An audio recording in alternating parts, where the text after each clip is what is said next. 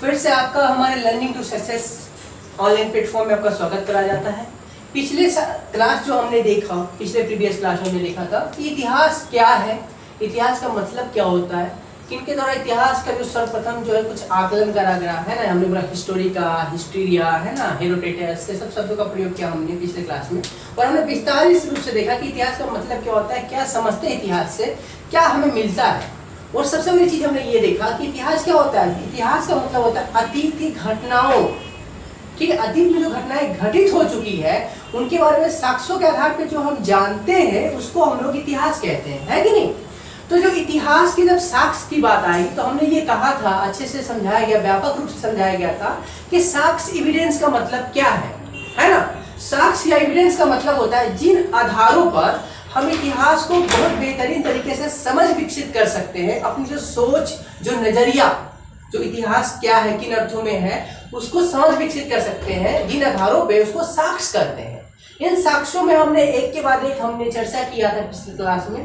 पहला जो साक्ष्य था वो आपका था पुरातात्विक स्रोत, है ना, पुरातात्विक साक्ष्य, है ना, आर्कियोलॉजिकल एविडेंस। तो जो आर्कियोलॉजिकल एविडेंस का मतलब होता है कि जो पुराने चीजें जो जमीन को खोद कर निकाला गया है ना, कुछ शिलालेख मिले, कुछ अभिलेख मिले, कुछ सिक्के मिले, कुछ कुछ क्या उसको कहते हैं, कुछ बर्तन के पॉट जो आकृतियां मिली, कुछ मूर्तियां मिली, है ना, इन सब आधार पर हम इसको क्या बोलते हैं, पुरातात्विक स्रोत बोलते हैं। जिस समय उस समय के आर्थिक, राजनीतिक, सामाजिक, है ना, राज व्यवस्था, इन सब के बारे में एक व्यापक रूप से जानकारी प्राप्त होती है कि नहीं।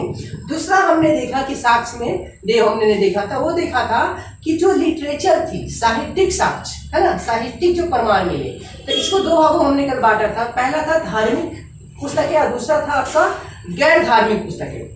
तो जो धार्मिक पुस्तकें उसमें आपको एग्जाम्पल बताया गया था कल कि मानिए बौद्ध धर्म से संबंधित कुछ पुस्तकें उस समय लिखी गई थी, जैन धर्म से लिखी गई थी, है ना, हिंदू धर्म से संबंधित संस्कृत भाषा में कुछ पुस्तकें लिखी गई थी, है ना। जैसे मान लीजिए कि बौद्ध धर्म में आपका मान लीजिए कि त्रिपिटक की चर्चा की गई है ना। तो त्रिपिटक में क्या है कि त्रिपिटक ये जो है आपका बौद्ध धर्म का सबसे पवित्र ग्रंथ माना जाता है ना। तो इसमें क्या उस समय के जो बौद्ध धार्मिक जो व्यवस्था थी, समाज थी, उस समय के बारे में हमें जानकारी मिलती है कि उस समय के जो बौद्धिक समाज में व्यवहार कैसा था, वहाँ का सामाजिक, आर्थिक, राजनीतिक जो व्यवस्थाएं थी वो कैसी थी। ठीक उसी प्रकार जैन धर्म के भगवती सूत्र में महावीर स्वामी के जीवनी के साथ साथ उस समय के चीजों के बारे में पता चलता है। ठीक उसी प्रकार से हम देखेंगे, जो देखे थे लास्ट क्लास में, कि इसी तरीके से जो आपके जो हिंदी साहित्य या हिंदू धर्म से संबंधित पुस्तकें जैसे वेद हुए, ब्राह्मण हुआ, आरण्यक हुआ, उपनिषद हुआ, इन सब चीजों में भी बहुत सारे उस समय के हमें सामाजिक, राजनीतिक पक्षों की उजागर की जाती है, जानकारी मिलती है। उस पक्ष से हम अच्छी तरह से क्या होते हैं, परिचित हो पाते हैं, है ना।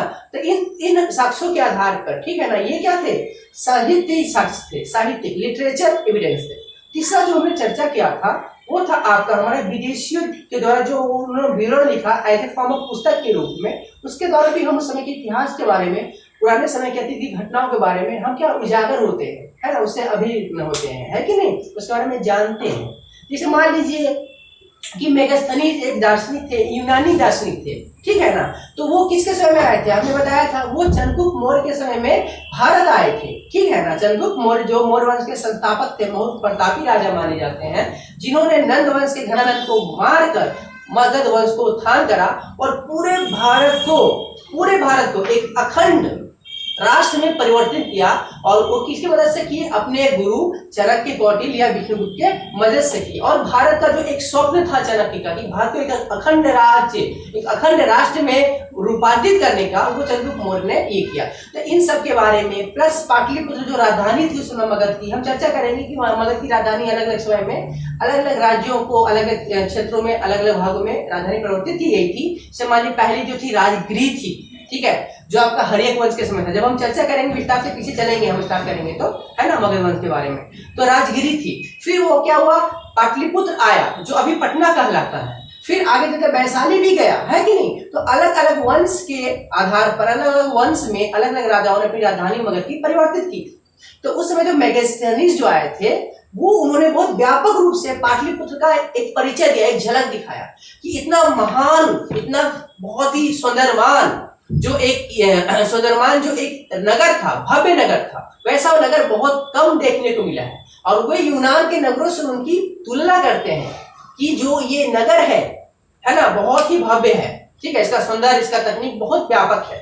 ठीक उसी तरीके से आगे जब हम देखेंगे तो देखेंगे कि आपके वेनसांग जो थे, चीनी यात्री थे, वे एक राजा के समय भारत आए थे, उनका नाम था हर्षवर्धन। तो उस समय हर्षकालीन जो व्यवस्था थी उसका उन्होंने जानकारी दिया।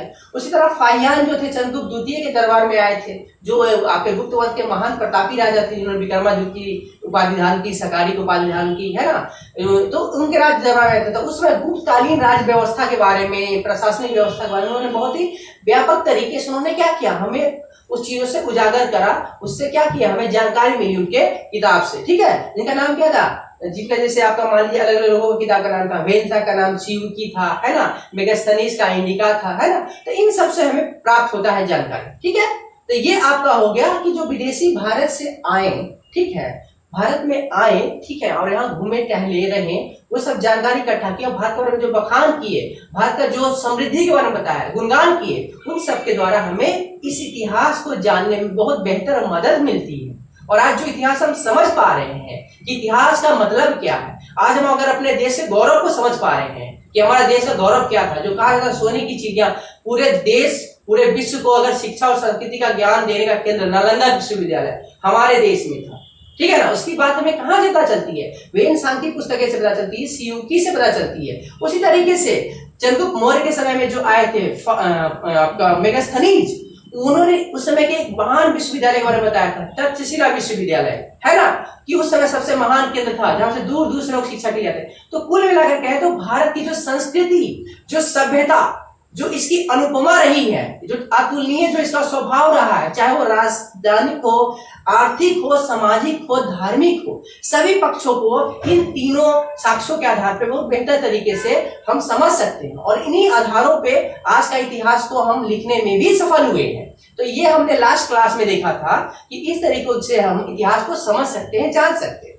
अब आज का जो हम क्लास स्टार्ट करने वाले हैं, इसमें हम बेसिकली करेंगे कि classification of history, classification of history. तो जो हमने कल जो करा था, अभी तक हमने ये देखा कि कल हमने क्या करा, ठीक है ना। तो कुल मिलाकर कल हमने क्या करा, कल हमने इतिहास का मतलब क्या होता है ये समझा, इतिहास से क्यों हमें क्या सीखने से ये समझा, और साथ ही साथ ये समझा तो इतिहास से क्या सीख मिलती है हमें, है ना, क्यों हम सीखते हैं, इतिहास क्यों पढ़ते हैं, सब चीजें हमें पता चली, साक्ष्यों बारे में पढ़ा, है ना, इसी क्लास का थोड़ा सा क्विक रिवाइज कर दिया हमने आज, है ना। अब जो आज का टॉपिक जो हम लोग लेने जा रहे हैं, है ना, हम लोग जो क्लास ले हैं उस पर जो है आज का जो टॉपिक होगा वो है क्लासिफिकेशन ऑफ हिस्ट्री, है ना, मतलब इतिहास का कालक्रम, इतिहास का काल क्रमण, मतलब इतिहास का वर्गीकरण, किन आधारों पे हम इतिहास को वर्गीकृत करते हैं, इतिहास का वर्गीकरण किस तरह करा गया है, ये बिल्कुल तकनीकी रूप से हम समझेंगे आज, है कि नहीं, कि काल का बंटवारा, जैसे अगर आप हिंदी साहित्य पढ़ोगे तो पढ़ोगे आप रीति काल, आदि काल, भक्ति काल, होता है ना, ठीक उसी तरह इतिहास का भी अपना काल है, उन कालों को किस आधार पे बांटा गया है, क्या क्या काल होते हैं, उन सब चीजों को हम समझेंगे बारीकी से, है ना। तो आज का जो टॉपिक है वो यही है आपका classification of Indian history, classification of Indian history with Chronicle, मतलब क्रॉनिकली, मतलब आपको ये भी थोड़ा बताया जाएगा कि कहाँ पे क्या हुआ, तिथि उथि बताया जाएगा, जिससे आपको समझने में आसानी होगी। तो आज का बेसिकली जो टॉपिक स्टार्ट कर रहे हैं हम लोग, क्या स्टार्ट कर रहे हैं, क्लासिफिकेशन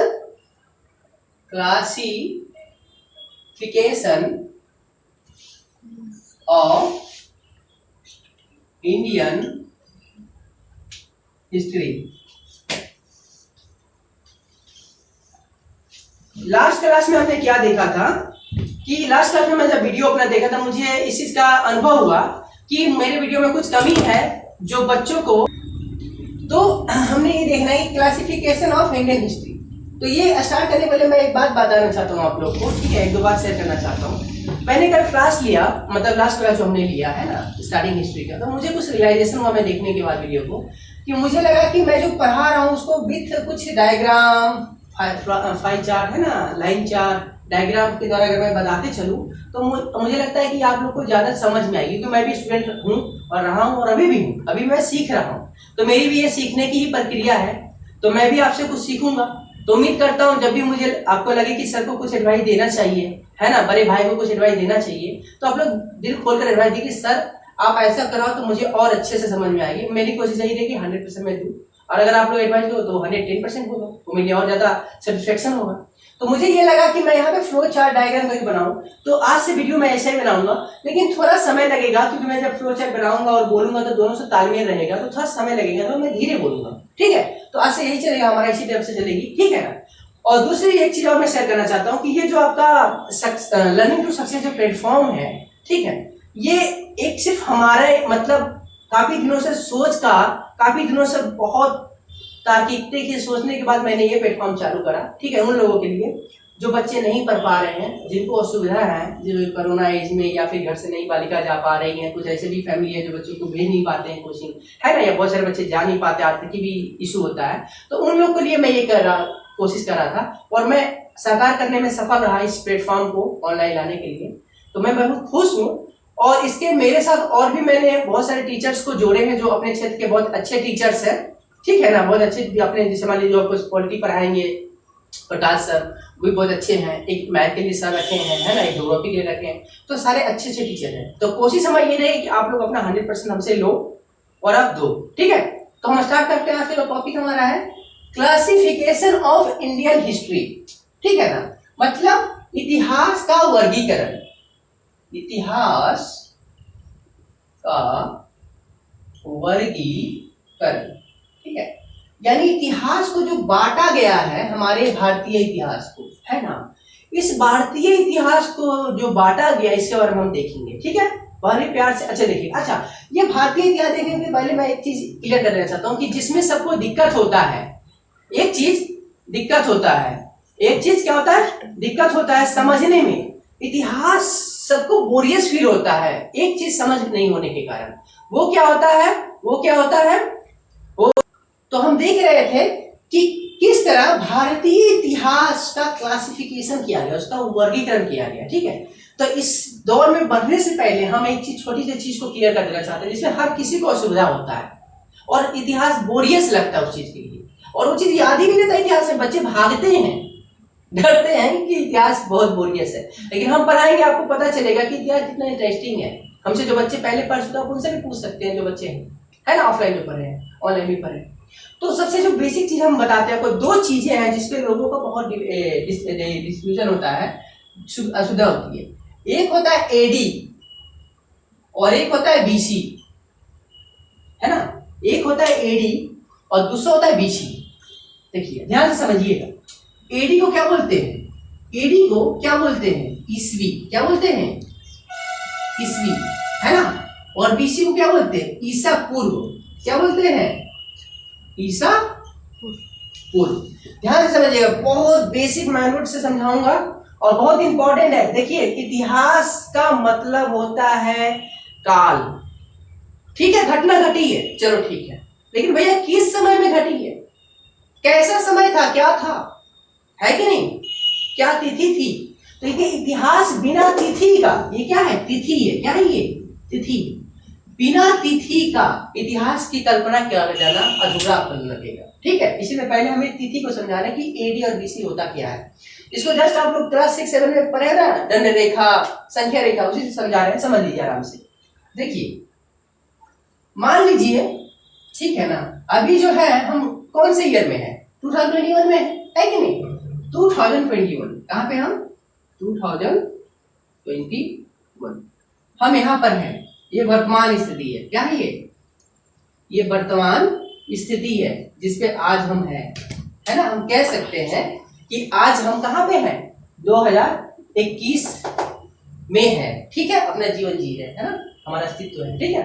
देखिए ध्यान से, तो जब 2021 थी तो ये और पहले भी आएगी, 2000, 1000, है ना, आएगी, इस तरीके से आएगी ना भाई। तो मान लीजिए 2021 है तो ये और आई, ठीक है ना, तो मान लीजिए 2000, तो ये क्या चल रहा है, 2000, है ना, क्या चल रहा है, ईस्वी चल रहा है, क्या चल रहा है, अभी देखते हैं, ये क्या चल रहा है, ईस्वी चल रहा है, क्या चल रहा है, ईस्वी, या इसको क्या बोलते हैं, एडी, ठीक है। फिर ये और आगे थोड़ा बढ़ेगा, ठीक है, फिर ये और आगे बढ़ेगा, तो 2000 जैसे वर्ष आया, फिर 1000 वर्ष आएगा, फिर आगे बढ़ेगा, फिर 500 वर्ष आएगा, फिर आगे बढ़ेगा 100 वर्ष आएगा, ठीक है, फिर आगे बढ़ेगा 0 आएगा। ध्यान से समझिएगा, आज हम यहाँ पर है 2021 ईस्वी में, कहाँ पे, ईस्वी में, ठीक है ना, एडी। यहाँ से पीछे चलते हैं थोड़ा सा हम अपने अतीत में, क्योंकि इतिहास पढ़ रहे हैं भाई, तुमको अतीत में जाना ही पड़ेगा, है कि नहीं, तो समझ को विकसित करने के लिए आपको समझा रहे हैं, ध्यान समझिएगा। तो ये आज 2021 में है, 2000 में पीछे आए, फिर 1000 वर्ष, फिर 500 ईस्वी, फिर 100 ईस्वी, ऐसे करके हम आए, ठीक है ना। फिर 0 ईस्वी में आ गए, ध्यान समझिएगा, 0 ईस्वी आए, ये आपको मैथमेटिकली हम समझा रहे हैं एडीबीसी में, ध्यान समझिएगा। 0 में आए तो भाई 0 के बाद फिर क्या होता है, घटना स्टार्ट होता है, पर है ना कि राइट हैंड साइड में प्लस और लेफ्ट हैंड साइड में क्या होता है, माइनस होता है। तो अब यहाँ से देखिए, ध्यान समझिएगा, ये 0 आ गया ना, तो ये जो 0 है इसको बोला जाता है, इस डेट को, इस तिथि को बोला जाता है, इस एरा को बोला जाता है, इस एरा को बोला जाता है birth of Jesus Christ, Jesus Christ, ईसा मसीह का जन्मदिन, ईसा मसीह का जन्म, यानी ये कहा जाता है कि इस एरा में ईसा मसीह का जन्म हुआ था, ठीक है ना। ईसा मसीह कौन, आपको पता है, ईसाई धर्म के जो प्रवर्तक हैं रहे हैं, है ना। तो ईसा मसीह का डेट ऑफ बर्थ इस एरा को माना जाता है, ठीक है। इसीलिए इसके बाद के समय को बोला जाता है एडी। क्या बोला जाता है, एडी, है ना। एडी मतलब आफ्टर नहीं, ध्यान समझिएगा, एडी का मतलब क्या होता है, एनो डोमिनो, डोमिनी, एनो डोमिनी, एक लेटिन वर्ड है, क्या है ये, लेटिन वर्ड है, क्या है, लेटिन वर्ड है, एनो डोमिनी, एडी का फुल फॉर्म, है ना। इसका मतलब होता है, लेटिन वर्ड का इसी का मतलब ही होता है एनो डोमिनी का बर्थ ऑफ जीसस क्रिस्ट, मतलब वो एरा जब जीसस क्रिस्ट का जन्म हुआ था, ठीक है ना। तो ये आपका हो गया एडी। इसको सीई भी बोला जाता है, सीई, एडी को सीई भी बोला जाता है, क्या बोला जाता है, सीई, कमन एरा, क्या बोला जाता है, कमन एरा, ठीक है, कमन एरा। इसको थोड़ा सा और बेहतर तरीके से समझाते हैं, समझिए। मान लीजिए हम आपको जब पढ़ाएंगे मेडिवल काल, है ना, तो वहां पे एक महारथी आएंगे मुगल पीरियड के, बहुत महान पर्सनालिटी अपने समय के, है ना, खतरनाक, है ना, उनका नाम है औरंगजेब। क्या नाम है, देखिए हम ऐसे ही पढ़ाएंगे, इतिहास से चल जाएंगे, हाँ, प्राचीन इतिहास से आधुनिक, आधुनिक से मध्यकालीन रिलेट करके पढ़ाएंगे, आपको रटने की जरूरत नहीं पड़ेगी, वो आप क्लास में आगे देखोगे हमारा, है ना। तो एक शख्सियत थे जिसका नाम था औरंगजेब, क्या नाम था, औरंगजेब, ठीक। इनका जो जन्म हुआ था, ठीक है, वो 1618 हुआ था। कब हुआ था, 1618 ईस्वी, यानी एडी, है ना, ध्यान से रखिएगा। और इनकी डेट जो हुई थी 1707 ईस्वी में हुई थी, है ना, ध्यान से समझिएगा। तो ये जो 1618 और 1707 किसके बीच होगा, इसके बीच होगा, 1000 से 2000 के बीच होगा ना भैया, 1618 से 1707। तो ध्यान से रखिए, यानी इनका जो जन्म हुआ था औरंगजेब का, ये ईसा मसीह के जन्म के 1618 वर्ष बाद हुआ था, और मृत्यु 1707 वर्ष बाद हुआ था। क्लियर जा रहा है चीजें, राइट, क्लियर है। तो इस तरीके से हम डिफाइन करते हैं एडी को, ठीक है। अब ठीक जब 0 आया, तो अब इनके पहले वाले समय को बोलते हैं बीसी। क्या बोलते हैं, बीसी, ईसा पूर्व, मतलब ईसा मसीह के जन्म के पहले के समय को बोलते हैं, ठीक है ना। तो ध्यान से देखिए, तो जब यहाँ पे उल्टा चीज होगा, यहाँ क्या हो रहा था, यहाँ क्या हो रहा है, देखिए घट रहा है ना, क्या हो रहा है, घट रहा है ना। यहाँ पे क्या होता है, जैसे देखिए एडी में क्या होता है कि हम जैसे आगे जाते हैं 100 आता है, जैसे आगे तरफ 100, 150 ऐसे जाता है ना, लेकिन इधर ऐसा नहीं होता है, इधर बढ़ते जाता है। देखिए 100, ठीक है, 200, है ना, 1000,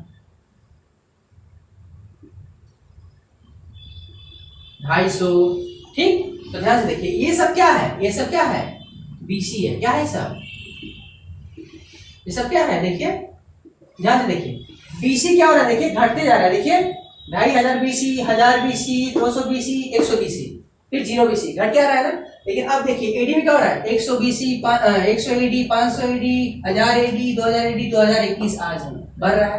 तो हमेशा समझिएगा, एडी में क्या होता है, बढ़ते समय बढ़ता है, लेकिन बीसी में बढ़ते समय क्या होता है, घटता है। बेसिकल डिफरेंस है कि नहीं, देखिए ध्यान से। तो ये होता है बीसी, यानी बीसी का मतलब बिफोर क्राइस्ट। क्या होता है? बिफोर क्राइस्ट, यानी क्राइस्ट के जन्म के पहले के समय को बोला जाता है बीसी या ईसा पूर्व।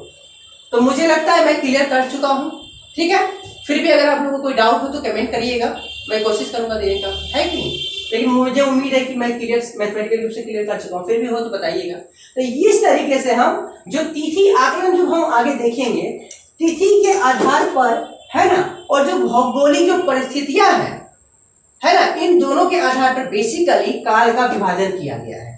जैसे ज्योग्राफी आप पढ़ोगे ना, वहां पर ज्योग्राफिकल एरिया के हिसाब से होता है कि नहीं, वनस्पति के हिसाब से होता है, क्लाइमेट के हिसाब से होता है। उसी तरीके से यहाँ पे मुख्य रूप से इतिहास जो है ये तिथियों के आधार पर और उसकी जो उस समय की जो परिस्थितियां रही है, चाहे भौगोलिक हो, चाहे आर्थिक, राजनीतिक, सामाजिक हो, इन सब आधारों पर हम इतिहास का, भारतीय इतिहास का वर्गीकरण किया गया है। तो अब हम चलते हैं अपने सफर को थोड़ा सा आगे ले चलते हैं, है ना, और ले जाकर हम चलते हैं कि हम देखेंगे।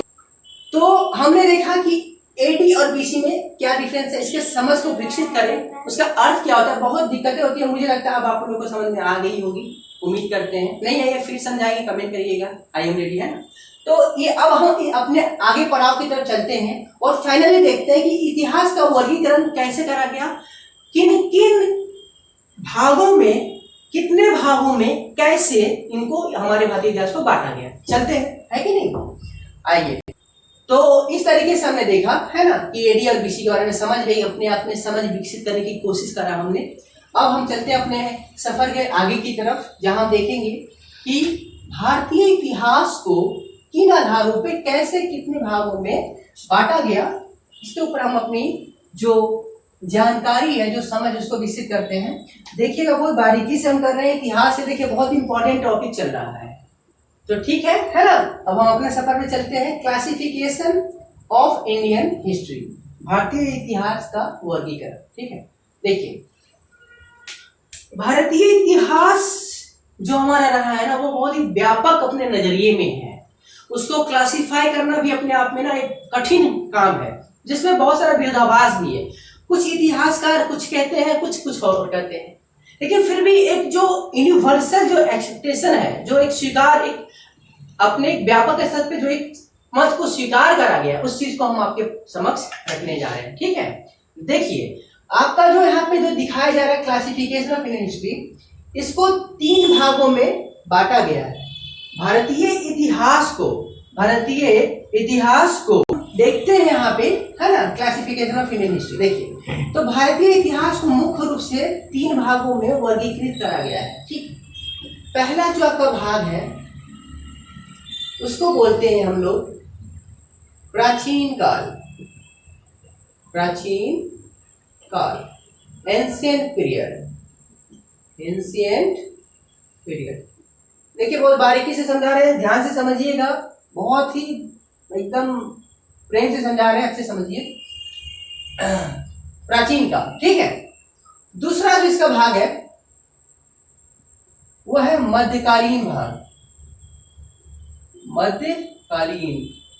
ठीक है, मध्यकालीन, इसको बोलते हैं मेडिएवल, है ना, क्या बोलते हैं, मेडिएवल, ठीक है। तीसरा जो इसका इंडियन हिस्ट्री का पार्ट है ना, वो है आपका आधुनिक काल,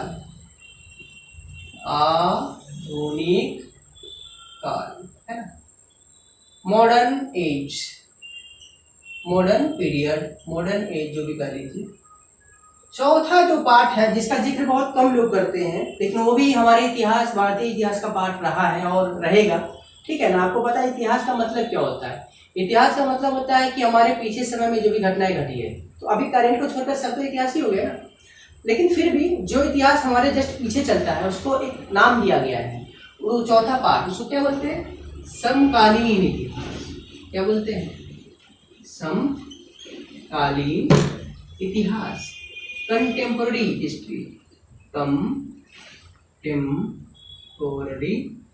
हिस्ट्री, मतलब जो कहीं ना कहीं हमारे जस्ट पीछे चलती है, ठीक है ना, वो होता है कंटेम्पोररी हिस्ट्री या समकालीन इतिहास।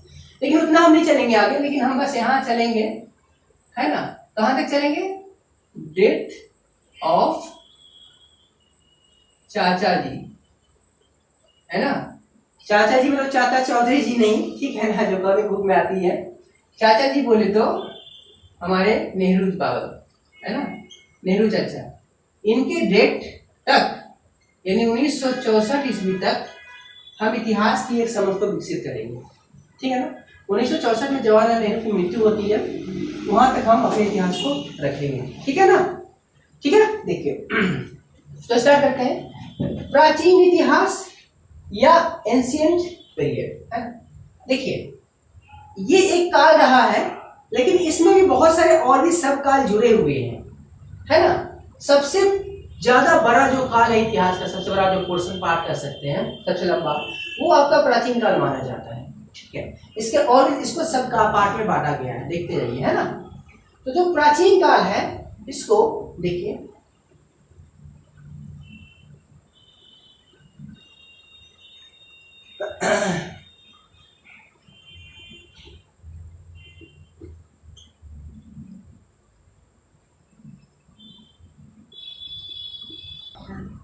तो प्राचीन काल को मुख्य रूप से 3 सब काल में और बांटा गया है, वर्गीकृत किया गया है। पहला जो मैंने लिखा प्री हिस्टोरिक एज, दूसरा प्रोटो हिस्टोरिक एज, और तीसरा होता है हिस्टोरिक एज, ठीक है।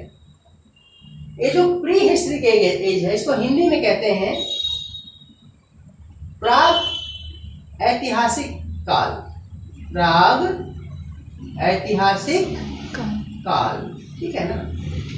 जो प्रोटो हिस्टोरिक एज है उसको बोलते हैं आद्य ऐतिहासिक काल, आद्य ऐतिहासिक काल। तीसरा जो होता है हिस्टोरिक एज, इसको बोलते हैं ऐतिहासिक काल, ऐतिहासिक काल, ठीक है। बेसिकली प्राचीन काल को इन 3 भागों में और बांटा गया है, प्री हिस्टोरिक एज, प्राग ऐतिहासिक काल, प्रोटो हिस्टोरिक एज, आद्य ऐतिहासिक काल, और तीसरा हिस्टोरिक एज, ऐतिहासिक काल, ठीक है ना। ये 3 भागों में प्राचीन काल को बांटा गया है। देखिए बेसिकली हम ये थोड़ा समझेंगे, समझ विकसित करेंगे कि ठीक है प्राचीन काल के ये तीनों पार्ट रहे हैं, लेकिन अंतर क्या रहा है कि इनको हम अलग अलग तरीके से देख पा रहे हैं, है कि नहीं। अलग अलग तरीके से इनको 3 तरीके में बांटा गया है। तो सिंपल समझिए, कोई भी काल की कुछ अपनी विशेषताएं होती है, कुछ खासियत होती है, पहले ही आपको बता चुके हैं। उन खासियतों के आधार पर ही उसको वर्गीकृत करा जाता है ना। तो प्राचीन काल बेशक ये रहा होगा तीनों, लेकिन इसमें कुछ ना कुछ डिफरेंसेस रही होंगी, इसकी वजह से तीनों अलग है। तो देखिए क्या क्या रही है ना। तो देखिए प्राग ऐतिहासिक काल, इसका मतलब ये होता है कि वह काल जिसकी कोई भाषा, है ना, या कोई लिपि विकसित नहीं हुई थी, ध्यान समझिएगा। मतलब इस काल में जो भी सभ्यताएं रही हैं उनका कोई भाषा, कोई लिपि नहीं थी। तो अगर लिपि, ये सिंपल समझ की बात है ना, कि सभ्यता का मतलब होता है जिसकी अपनी कोई क्या हो, भाषा हो, कोई अपनी लिपि, है ना। तो इस एज में जो भी सभ्यताएं रही होगी वो उनकी कोई भाषा या लिपि नहीं थी। तो अगर उनका साक्ष्य सही तरीके से, हमें इनका साक्ष्य सही तरीके से नहीं मिल पाएगा, इसीलिए इसको हम लोग बोलते हैं प्राग ऐतिहासिक काल। क्लियर है, क्या कहते हैं, प्राग ऐतिहासिक काल, ठीक है, ओके। ध्यान देखिए, इस प्राग ऐतिहासिक काल हो गया।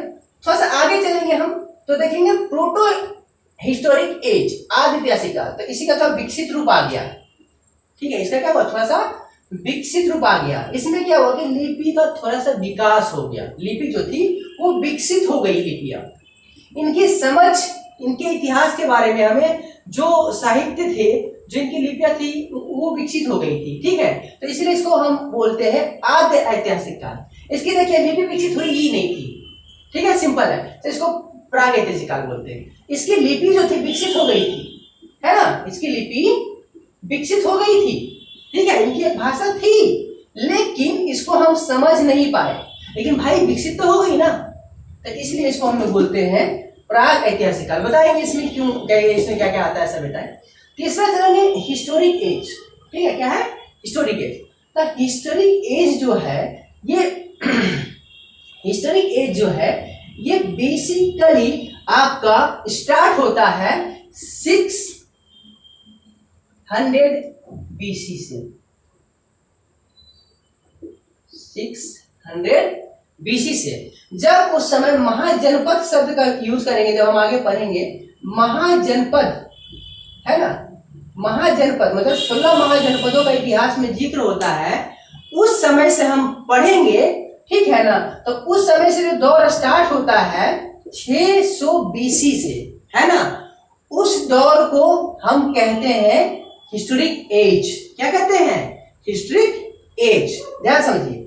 अब देखिए ध्यान से, ये जो प्री हिस्टोरिक एज है, इसको भी प्री हिस्टोरिक एज या प्रागैतिहासिक काल, इसको भी और दो भागों में बांटा गया है। देखिए क्या क्या भाग है भैया, देख लीजिए।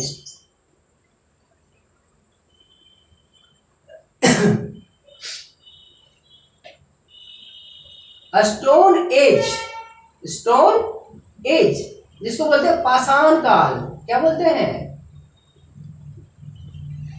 क्या बोलते हैं? पाषाण।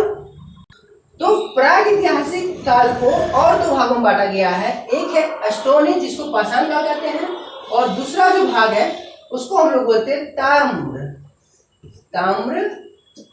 काल, है ना, या इसको बोलते हैं कॉपर एज।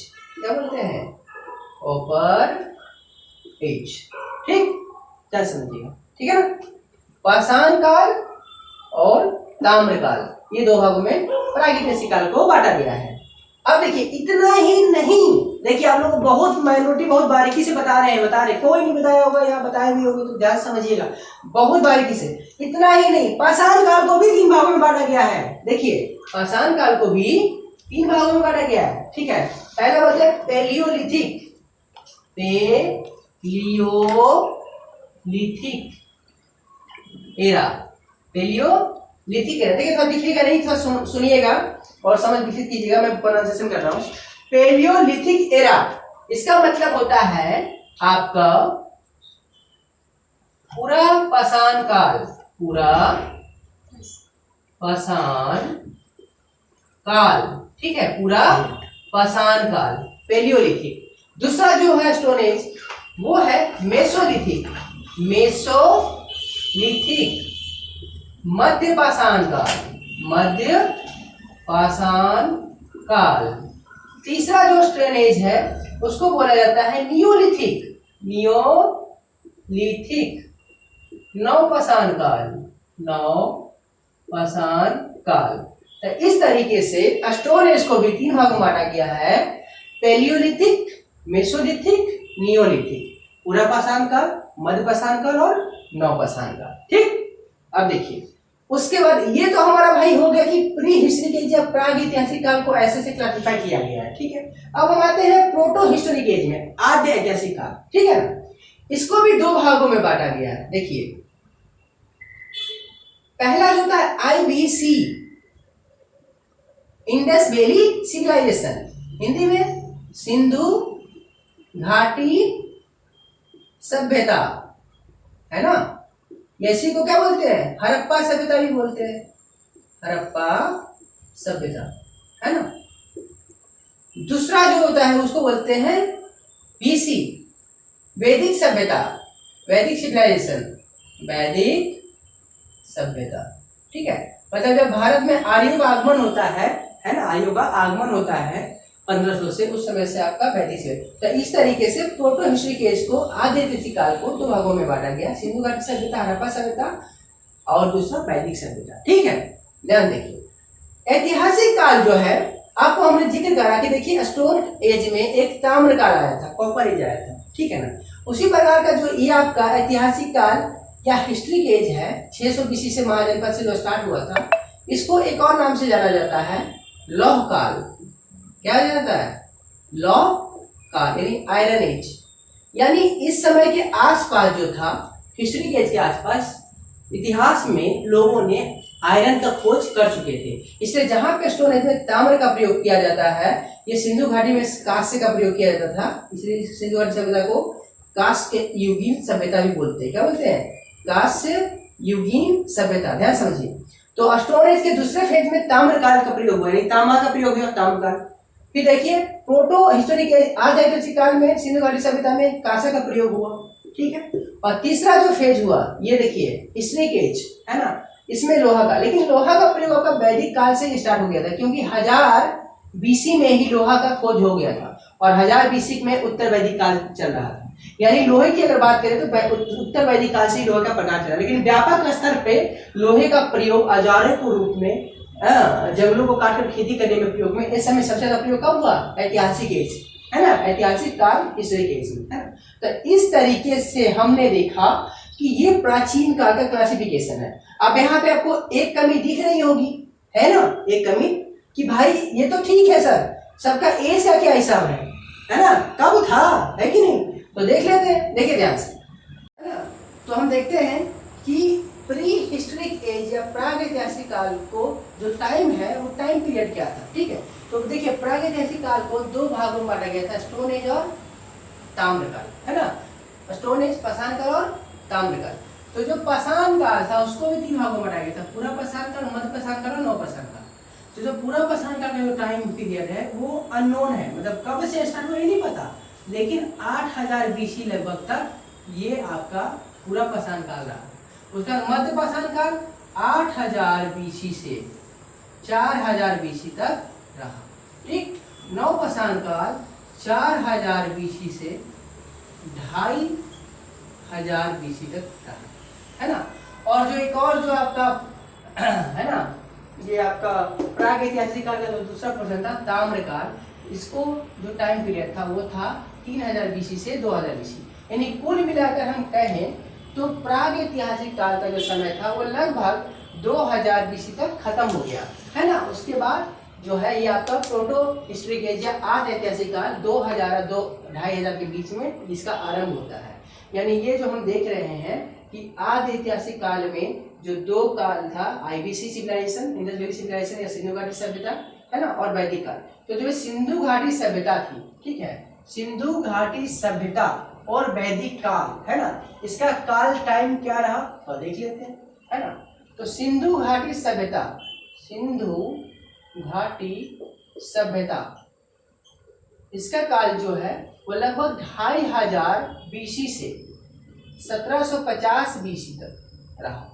और दूसरा जो था वैदिक सभ्यता, ये वैदिक सभ्यता जो रहा इसका काल जो था वो 1500 से बीसी से, है ना, 1500 बीसी से आपका 600 बीसी तक रहा, है ना। तो कुल मिलाकर आपका जो प्रोटो हिस्टोरिक एज या आद ऐतिहासिक काल जो था वो आपका लगभग 600 बीसी में खत्म हो गया। इसके बाद एक नया काल आता है प्राचीन काल का, हिस्टोरिक एज या ऐतिहासिक काल, जो आपका 600 बीसी से, यह माना जाता है कि महाजनपद की जब स्थापना हुई थी, छोटे छोटे जनपद मिलकर जब बड़े राज्य का निर्माण, जनपद का निर्माण कर रहे थे, तो वो 16 महाजनपद बने थे। उस समय के काल से यानी 600 बीसी से हिस्टोरिक एज या ऐतिहासिक काल स्टार्ट होता है, जिसमें लोहे का व्यापक तरीके से प्रयोग हुआ था औजारों में, कृषि में, युद्ध में, है ना, हर पैमाने पे।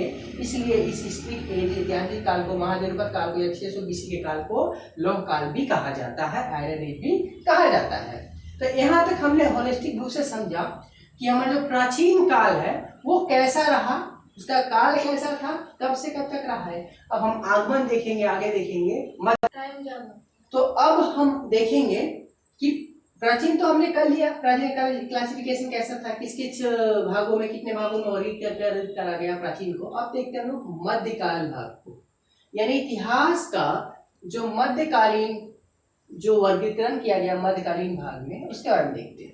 तो जो मध्यकालीन जो भारत का इतिहास रहा है वो 712 एडी से स्टार्ट हुआ और आपका लगभग 1707 एडी तक रहा।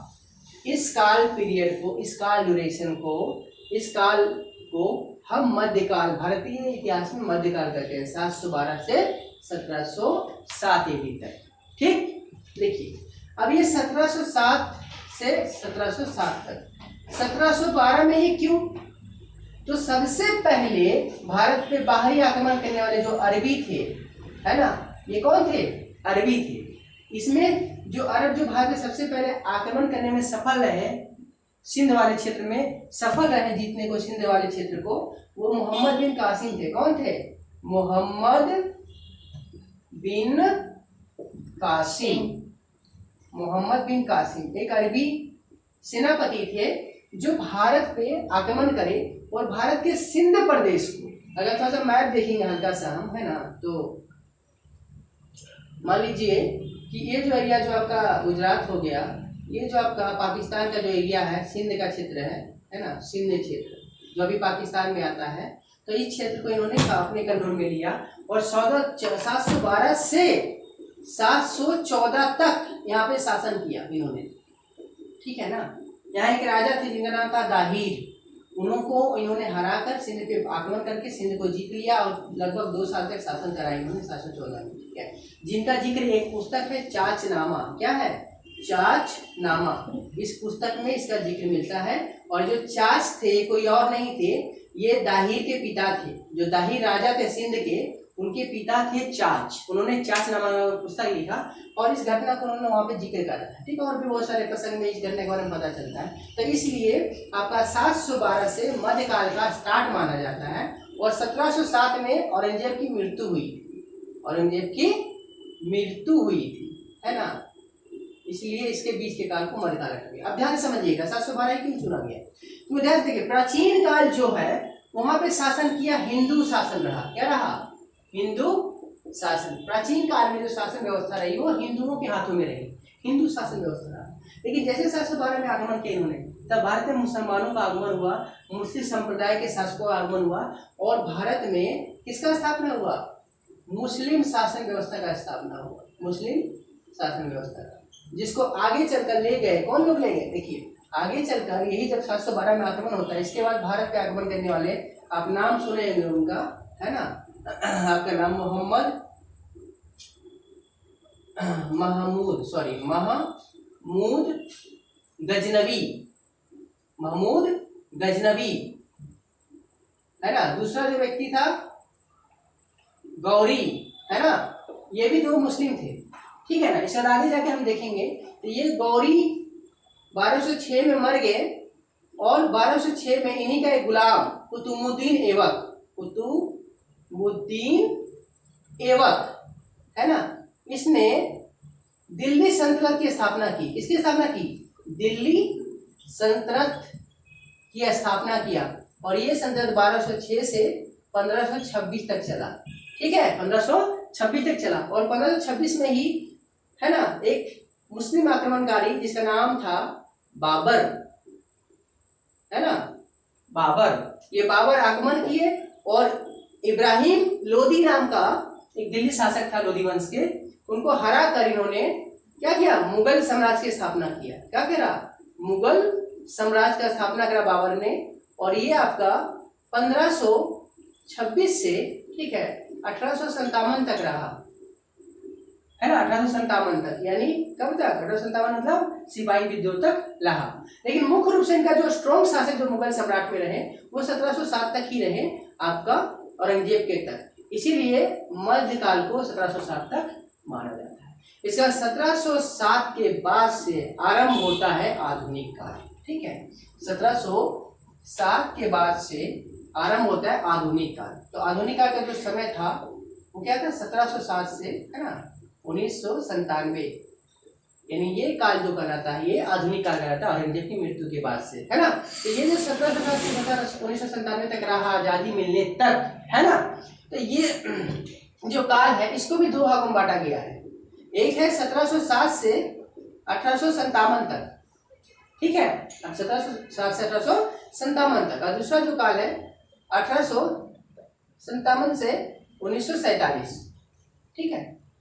ये जो काल था 1707 से 1857, ये इसमें जो भारत से में जो विदेशी आए थे, चाहे वो अंग्रेज हो, चाहे पुर्तगाल हो, सबसे पहले पुर्तगाली आए थे, फिर डच आए थे, फिर अंग्रेज आए थे, फिर फ्रांसीसी आए, फिर डेनिश आए। ये जितने जो यूरोपियन शक्तियाँ थी जो भारत में व्यापार करने आए और यहाँ साम्राज्य स्थापित कर लिया, तो 1707 के बाद इन्होंने अपना पूरी तरीके से भारत पे कंट्रोल कर लिया। तो एक नए समय का उजागर हुआ और वो समय कहलाया आधुनिक काल। यानी अंग्रेज आए अपने साथ क्या लाए, आधुनिकता लाए, बड़े बड़े हथियार, फैक्ट्री, ये वो है कि नहीं, तकनीक। इसीलिए 1760 से आधुनिक काल का आरंभ माना जाता है, ठीक है ना। तो इसको 1760 से 1957, ठीक है। तो 1760 से 1857 तक हुआ, ये बेसिकली इसमें क्या हुआ, जो विदेशी शक्तियां थी, है ना, विदेशी शक्तियां, वो अपने आप को सुदृढ़ कर ली, और छोटे मोटे जो युद्ध हुए ये, या फिर मान लीजिए कि जो बड़े बड़े अपने स्थापत्य को स्थापित करने के लिए अंग्रेजों ने शासकों के बीच युद्ध हुआ, मान लीजिए छोटे छोटे जैसे विद्रोह हुआ, है ना, किसान विद्रोह, जनजातीय विद्रोह से विद्रोह हुए, ये सब इस क्षेत्र में आ जाएगा इस पीरियड में। उधर 1857 से, है ना, जब विद्रोह हुआ, सिपाही विद्रोह 1857 में जब सिपाही विद्रोह हुआ, तो इसके बाद के जो समय था, तो 1857 से 1947 बाद की आजादी तक, है ना, आजादी तक ये जो था, ये क्या था, स्वतंत्रता संग्राम का समय था। क्या था, स्वतंत्रता संग्राम का समय था। तो इस तरह आपका 1957 में स्वतंत्रता प्राप्ति होती है 1947 में, और भारत को आजादी मिलती है, और इस तरह आधुनिक काल यहाँ खत्म हो जाता है। इसके बाद जस्ट जो समय चल रहा है, जो अभी तक जो समय चल रहा है, वो आपको कहता है समकालीन इतिहास या कंटेम्पररी, है ना। तो ये हम लोग पढ़ेंगे जवाहरलाल की मृत्यु तक 1664 तक। तो आज का जो हमने क्लास देखा बच्चों, है ना मेरे भाइयों, ये देखा कि किस तरह क्लासिफिकेशन भारतीय इतिहास का करा गया है, किन आधारों पे करा गया है। देखिए ध्यान समझिएगा, ये जो प्राचीन काल था हिंदू शासक काल था, मध्यकाल में मुस्लिम का शासक काल था, आधुनिक काल विदेशी शासक काल था। विदेशी यहाँ पर आए, शासन किए, विदेशी आक्रमकों का शासनकाल, है ना, यानी कह सकते हैं कि सिंपल विदेशियों का शासनकाल, है ना, विदेशियों का शासन। ध्यान समझिए, प्राचीन काल हिंदू शासन व्यवस्था, मध्यकालीन काल मुस्लिम शासन व्यवस्था, और विदेशी शासन व्यवस्था आधुनिक काल। यानी कुल मिलाकर देखे तो हमारे भारत में हर कोई आया अपना शासन व्यवस्था स्थापित कर रहा है यहाँ पे। तो इसीलिए ये भी एक बहुत बड़ा कारण है इतिहास को बांटने का, उनके शासन व्यवस्था के आधार पर। हिंदू शासन प्राचीन काल, मुस्लिम शासन मध्यकालीन काल, और अंग्रेज लोग आए, यूरोपीय आए अपना आधुनिकता के साथ, आधुनिक काल विदेशियों का शासन। तो इस तरीके से आज हमने देखा पूरा की क्लासिफिकेशन कैसे इतिहास को वर्गीकरण करा गया है। इस चीज को हमने बेहतर तरीके से कोशिश किया हमने, और उम्मीद है हमने अपना बेहतर ही दिया है ना। तो अब देखते हैं कि अब देख रहे हैं यहाँ पे कि देखिए जो आपको यहाँ पे क्या है ना, हमने पूरी तरह समझा दिया। तो 2 क्लास में हमारी ये हो गई कि ये है, लेकिन अब ये हम समझेंगे कि क्लासिफिकेशन तो आपको समझ में आया है कि नहीं।